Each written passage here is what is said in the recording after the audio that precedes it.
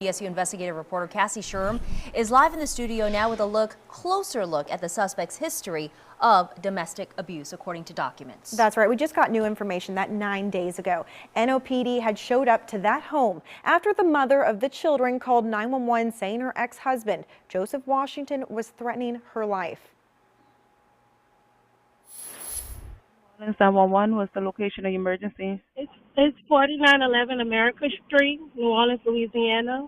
This call was made October 9th, 9 days before police believe Joseph Washington set the fire to their home, killing the 3 children. We have a past history of domestic violence, but he's like sending me threats saying if I come back to the house and my kids are still there, and he's saying that he will leave them in the house, and he's telling me not to come back to the house. If I come back to the house, he's going to kill me.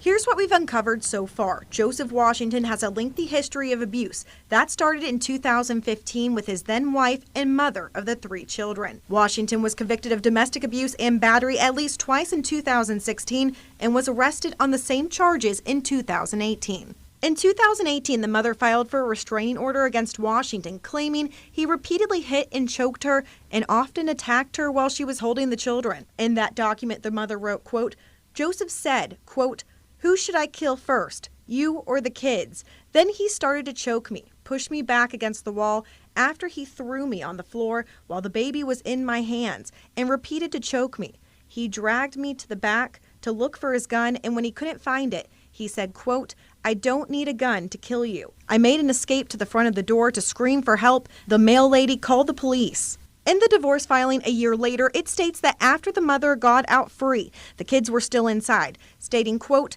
"The defendant Washington then yelled out to the petitioner, the mother, that he will set the house on fire. The defendant then turned the stove on, causing the smoke to fill the house by the time police arrived. He was then arrested when police arrived. The judge then granted the divorce and gave the mother full custody.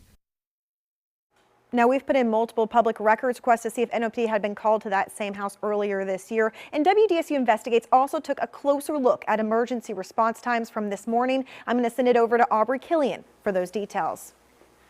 Hey, Cassie, so let me walk you through the exact time that call came in. According to OPCD, take a look. That first call, it came in at 11:55 p.m. Police sent out a broadcast shortly after. NOFD was dispatched at 12:09. Police, they were dispatched at 12:15. EMS, they were dispatched at 12:18. Police got on scene at 12:20 a.m. Fire, they got on scene at 12:14 a.m. and EMS eventually arrived at 12:29 a.m. Here's the mother's latest call and a warning. It is hard to listen to, but it shows her fight to save her children. New Orleans 911, what's the location of your emergency? Hi, 4911 America Street, New Orleans, Louisiana. He's going crazy. His name is Joseph.